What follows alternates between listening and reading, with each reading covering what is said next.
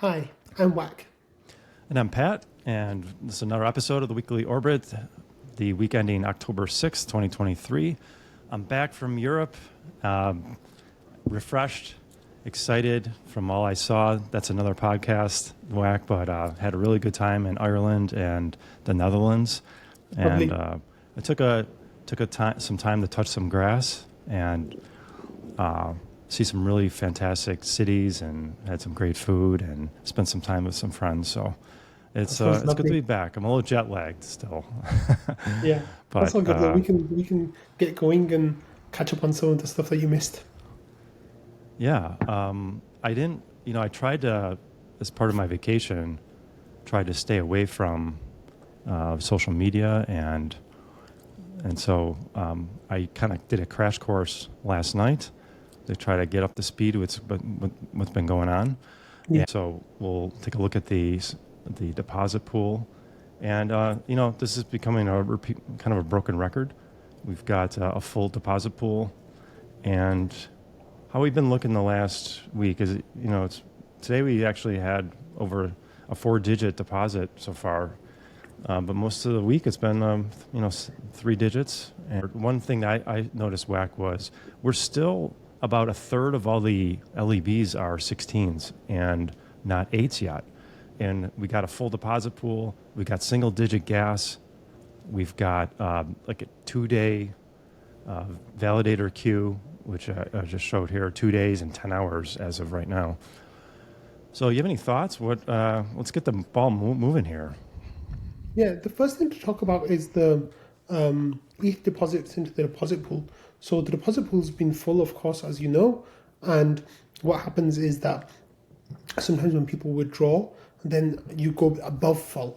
So people will have to stake to get that below the 18,000 amount.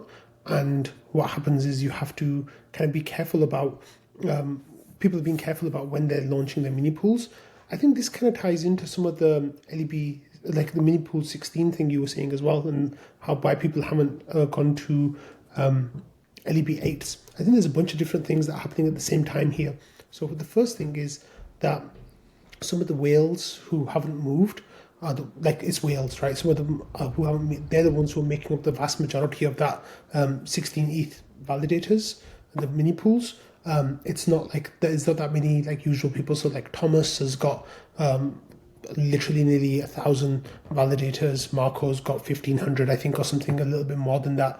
And then there's a whole bunch of other people other people that you're seeing right now on your screen.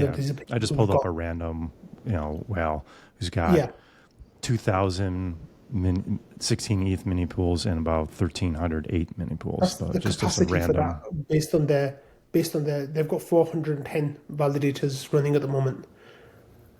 On the top right, you see the 410 validators. Yeah. So so there are a couple of things at play. So for the first thing is they don't want to have too many validators on a single machine, so they kind of have to split their node to move some of their stake off the first machine and set up a second machine and then set up validators on that.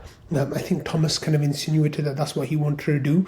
The other thing is as well that people kind of want to wait for a premium to develop, because when there's a premium on the secondary market for rETH, then you get boosted rewards, you get cash back basically as you spin up a validator, and that can be as much as as a quarter of an ETH. We've also seen it go up to 0.4 ETH or somewhere around there. So I think this is Thomas's validator, is that right? Yeah, Thomas G. Thomas. If you scroll up a little bit, you can see that he's got over 1,000 validators. 1,162 validators on one machine.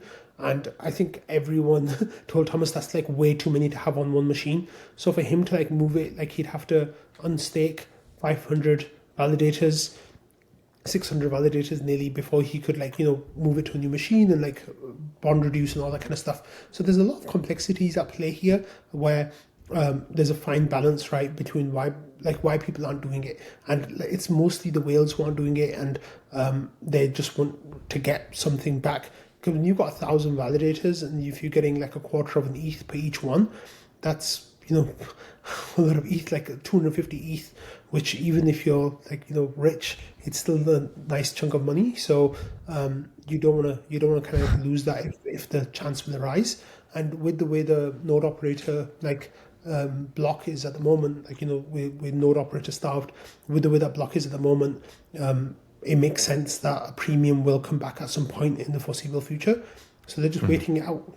That's as simple as it is. So once we get a solid premium, I wouldn't be surprised if we start seeing movement from some or a few of the whales and kind of like moving their stake around and trying to get those rewards that they think that they can get. So when you say solid premium, you mean consistently day after day, it's the premium's there. It's not going. Yeah, I'd like a solid amount. Premium one day, amount. discount the next day. Well, we haven't been in a discount for a long time, so I don't think that we'll be in a discount territory. What I mean is a premium of around 0.2%, maybe 0.3% if they can get that. I doubt they will because it becomes too nice to kind of like arb that at that point. But using Rocket Arb. But what might happen is somewhere between around 0.2%. I think that's the kind of sweet spot where you can get decent rewards, and also it might be that not everyone is jumping on it at that point. So that's what I think, that once that kind of happens, then we'll see a lot more. The other thing as well, of course, as people exit, then the deposit pool goes over 18,000, and once it's over 18,000, then you can't arb that. There's no premium to arb, so you can't arb the premium. Sorry, so that then kind of causes a bottleneck, because the only people who'll spin up validators in that situation are those who don't care about the premium or arbing the premium, or people who are burning rETH through the deposit pool to get ETH back. So there's a lot of different things at play that kind of play against each other to restrict things at the moment. So that's one of the reasons why we're seeing some of those restrictions happen. So this will take some more time then. I guess I thought things would speed along a little faster, but there's a lot of factors that come into play. And just like when we all thought, perhaps not everyone, but that the great reshuffling would occur faster, once the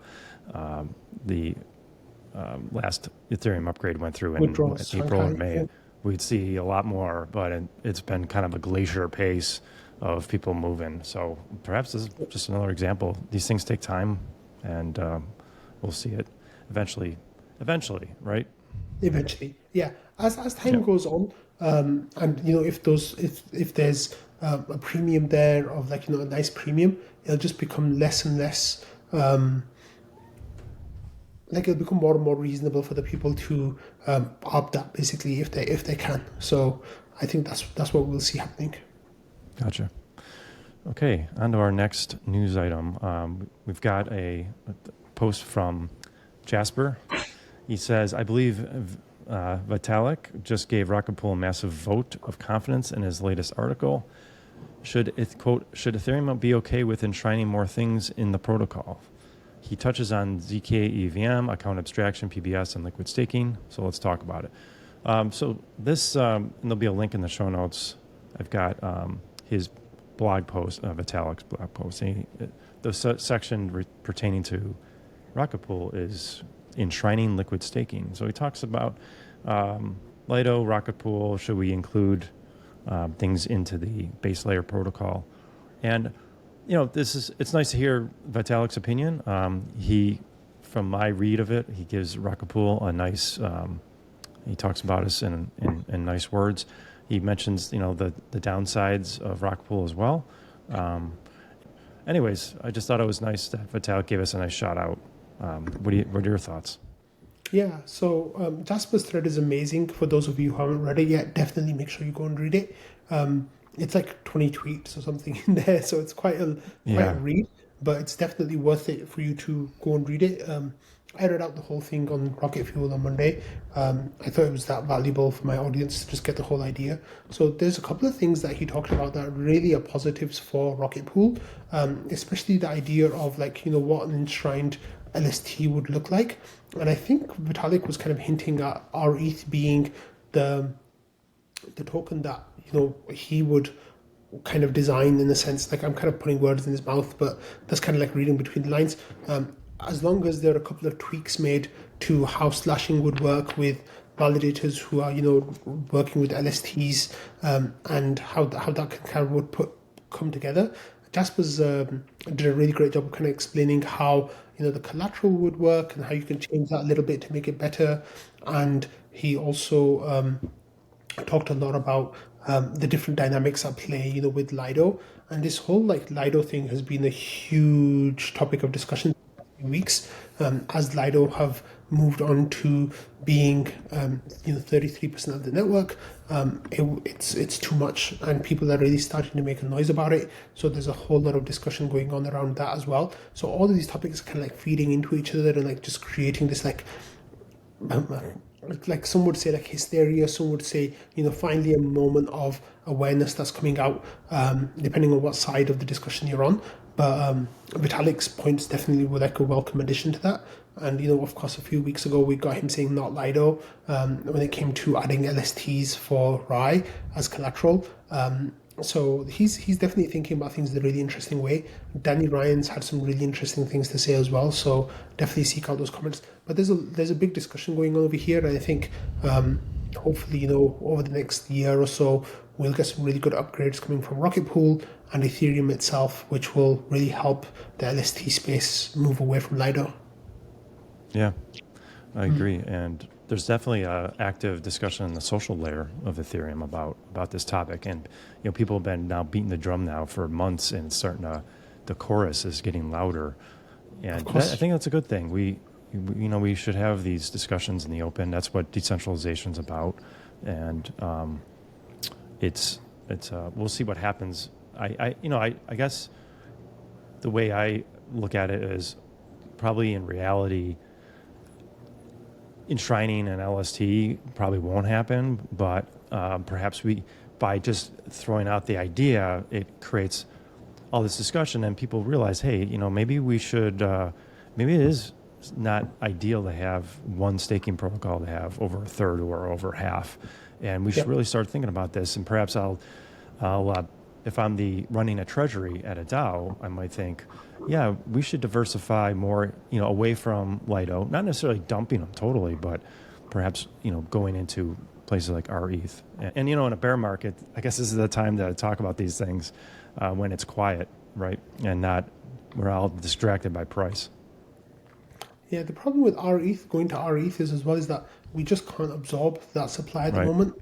What would happen is, people would mint on the secondary, buy on the secondary market, which would then give you a premium, which we then hope, the node operators would kind of use Rocket Arb to do that. It's just not straightforward. You can't just press a button and, Rocket Pool's just not a black hole. The only time that we might see that happening, hopefully, is with NodeSet launching. It might be that, we could do something like that.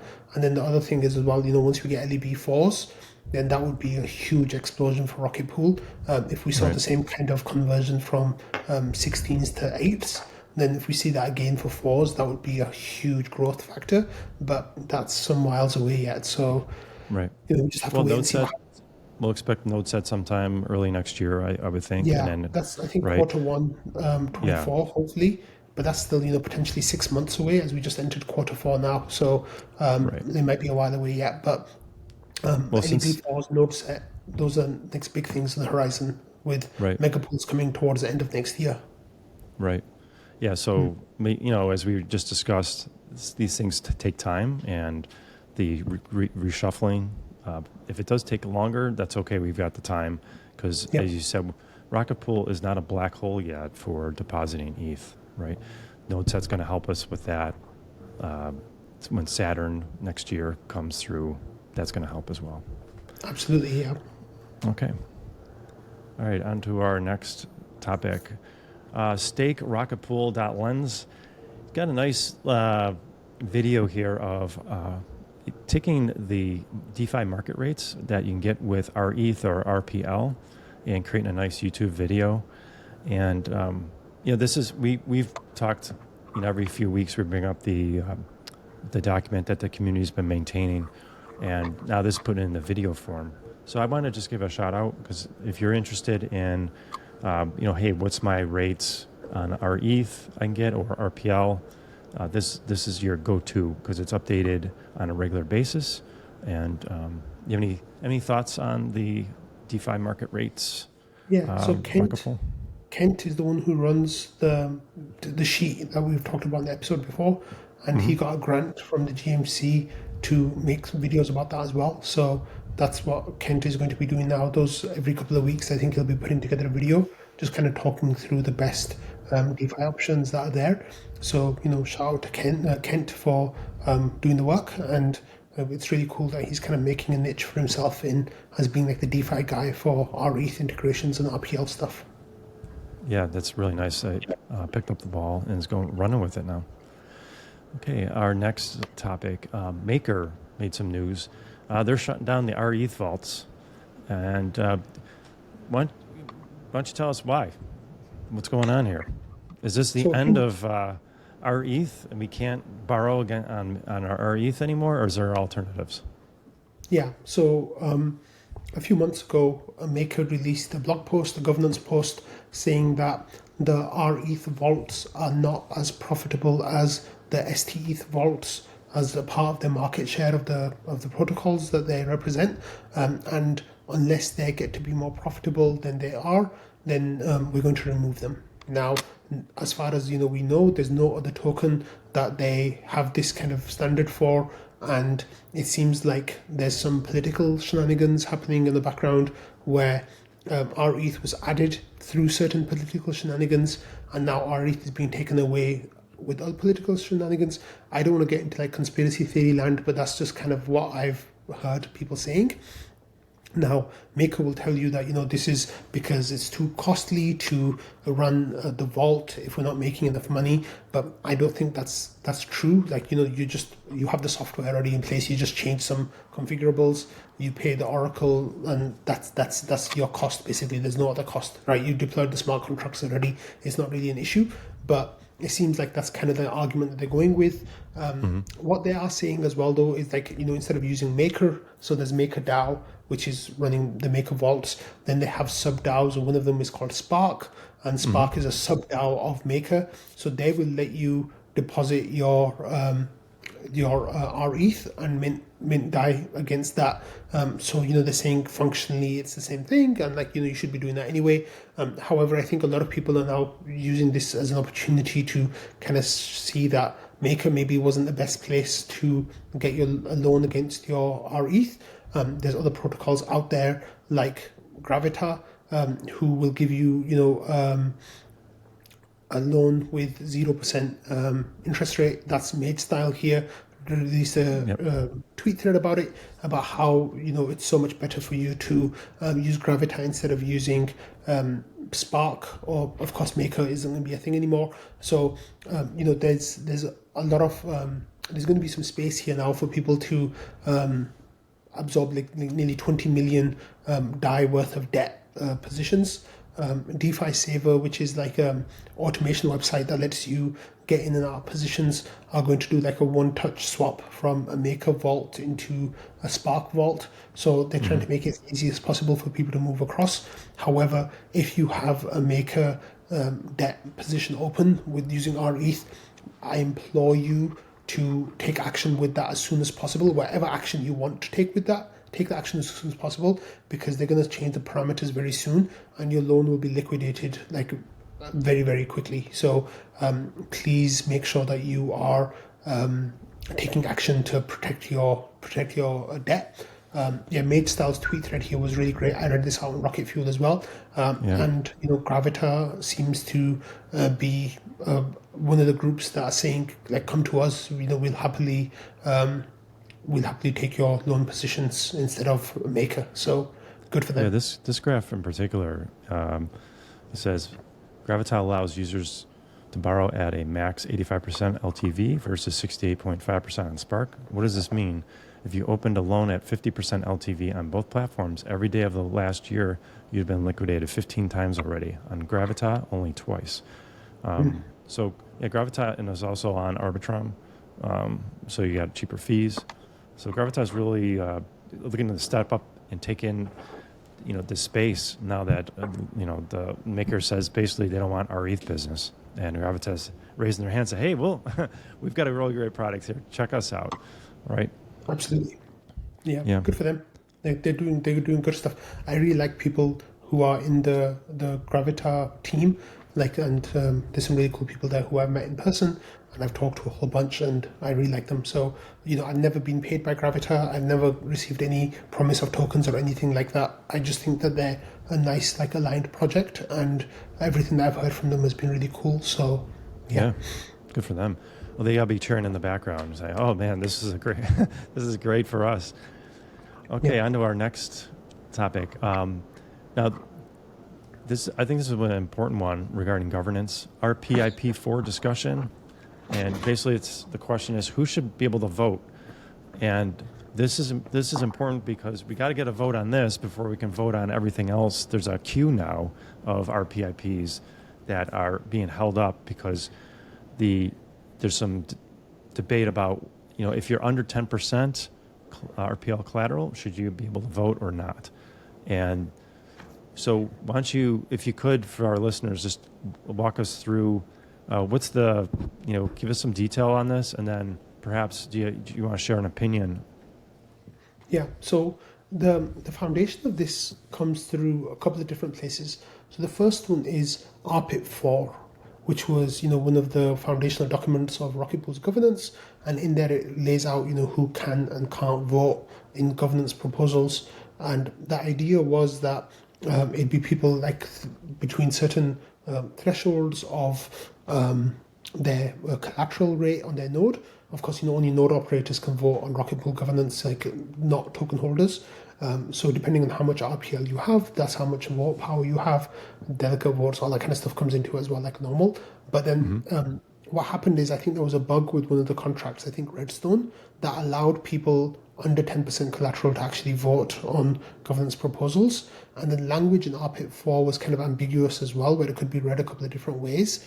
So because of all these different ambiguities, the community kind of decided that what we should do, we should just put it to a vote and let's get it figured out once and for all, so there's no ambiguity anymore. So that's kind of the purpose of this forum post right here from Epinef, just talking about who should vote. So here we've had a bunch of community members kind of weigh in. Patches made a really nice case for why it should be between 0 and 150%. My reply was I was leaning towards 10% to 150%, but I'm still willing to be persuaded before voting. And then other people kind of weighed in with their ideas about how it should be and what it should look like, and who should vote and who shouldn't vote, and how that should be going forwards. So what's going to happen is the next step is that there will be a vote on Snapshot where there'll be two votes running at the same time, and for one of the votes it'll be from people from 10% to 150% who will be able to vote, and in the second vote it'll be people who are from 0% to 150% who will be able to vote. The main idea is people like Valdorf and Dr. Doofus and others have said that as long as we can get the two votes in agreement, that's the main thing, and that's kind of what we should kind of be focusing towards. So I think what's happening is that we'll go towards those votes, and then depending on how things work out with the community, then that's how we'll go forward. So there's some really good points from both camps, and the next step is that we go to a vote, I think, in the next coming days. This is a really important vote, so we really want everyone to kind of weigh in on this. So much so that even Langer's made a post on the protocol updates saying, "Hey guys, there's this vote coming up. Please take it seriously." Also, if you are delegating your vote to someone else, you can override them with voting yourself. But the thing that you need to remember is you need to have delegate to yourself. Otherwise, you'll have to use your node keys to vote, which people don't really want to do. So you can delegate to a secondary or tertiary address where you can vote from that address. So make sure that you get everything lined up beforehand. But if you're delegated to someone, feel free to reach out to them and ask them how they intend to vote, and make sure that it's in line with how you want to vote. So you can change it around if you want. Yeah, if I could, let's summarize what the two camps are saying. So I'll take the way I understand the folks who say, no, everyone below 10% should be able to vote is, hey, we want to be as democratic as possible. And a lot of folks, it's not their fault that the decline in RPL has now put them below 10%. They've got stake in the game. They've got money on the line. They've put in the RPL. They got their ETH staked. So therefore, they should have a voice. What's the argument for those who say, you know what, 10% or 10 to 150 should be able to vote, and below 10 shouldn't? Yeah, so there's a couple of things, like just to steelman that argument. The first is it's in line with the rewards that you get, right? For being a Rocket Pool node operator, you get rewards between 10% and 150% at the moment. So it would make voting in line with that. The second thing is, like, that's the way that voting has gone historically. Even though there were moments where it didn't work out in practice, that was the intention, and that was the idea of voting, would be to carry on like this. The third thing would be that it would reduce some buying pressure on the RPL token by people who would want to increase their voting, their collateral percentage to be able to vote. Now, you can argue the strengths of each of those points however you want. I'm just trying to show that those are some of the arguments that go with that crowd, basically the 10 to 150% group. And finally, what do we expect? When do you expect the snapshot vote to come forward? So I think it could come technically as soon as early next week. So that is definitely something to keep an eye on. So make sure that you get your voting delegate set up before that, because once the vote goes live, you won't be able to vote unless you vote with your node keys, which you really shouldn't do. But set up, delegate to yourself, basically delegate to your own address that you have control of, and then use that to vote, basically. So get it done as soon as possible. And if you don't want to vote, then you can delegate to some community members who are happy to accept delegations. Some of the biggest delegates are Val, myself, and Joe. So don't delegate to us, but delegate to some other people who you feel quite aligned with, and you feel like they kind of represent your views. So yeah. Great. So and that'll be 2 weeks. It'll be open, and then after that, there's, like we talked about, there's a queue of some really exciting votes that need to come online for Houston and other things. So, all right. And our final topic for the week, Joe. Speaking of Joe, he just threw in just a little tidbit here in Discord. He says, not really related, but I'm probably going to start working on enshrining SSV into the Smartnode once I'm done with Houston. Version 2 gets put on hold again. So what's he mean? What is SSV, and how would this be really cool to have in the Smartnode? Okay, so SSV is something that would be a huge boost for Rocket Pool, and there's a couple of reasons why that is. So SSV is a way of many people getting together and sharing the keys for a validator and making sure that someone is attesting each epoch. So, if you and I and Bob and John, the four of us kind of got together and we kind of shared our keys through the SSV network, what would happen is, if I was missing attestations, like my node it would be a shared node pretty much, but like it would look at your attestations or Bob's or John's and make sure that, at least someone is attesting, and then that would keep that node going. Now, one of the ways that this will help Rocket Pool a lot is, we've notoriously suffered from bad performance, and that's impacted the APR. That's what happens with home stakers, right? Like, we're hobbyists and we're irrational and all that kind of stuff. But sadly, reality is that, our node performance isn't quite as good as like some like data centers or services that are out there, and their quality of performance. So what would happen is, ideally, would be that by enshrining SSV into Rocket Pool, then the four of me, you, John, and Bob, we could get together and we could like share our keys. We could help each other out. That means that technically all of us should have 100% node performance, right? Instead of 93, 94, as some bad performers have on Rocket Pool. And like the normal person would have like 98, 99%. But that would, going up to 100% would really help the protocol a lot. Also, it would mean that, we this is kind of like becoming a bit of a gimmick now with staking providers. So even like Diva are like building with DVT built into it, which is a new staking system that's not on yet. DVT is distributed validated technology. There are a couple of different ways that people are doing it. One of them is through SSV, one is through OBOL. There are a couple of different things that people are using, but yeah, I think this is going to be a nice addition to the Smartnode stack, and it's going to be really useful for Rocket Pool node operators. The problem is that there's one Joe and there's so much to do. So that's the problem that always comes down to. So he says version 2 gets put on hold again. So it looks like, we'll end up waiting for Smartnode Stack version 2 again. Of course, Smartnode Stack version 2 will be really, really nice, but for the day-to-day use, people are not going to notice that much difference on the core version of it. It's just what you can build on top of it that will count. Right. Yeah. Awesome. So yeah, we need and then Joe's going to be taking some time off too for family leave, I think. That's right. In the coming months. Congratulations to Joe. Yeah. Yeah, he definitely deserves it. So that's our show. Obviously, none of it's financial advice. Whack, it's great seeing you again. It's good to be back home. And thanks for all you out there who are watching and listening every week. We really do appreciate it. And we'll see you again next week for another episode. Take care, Whack. Thanks, everyone. Yeah, bye. Okay.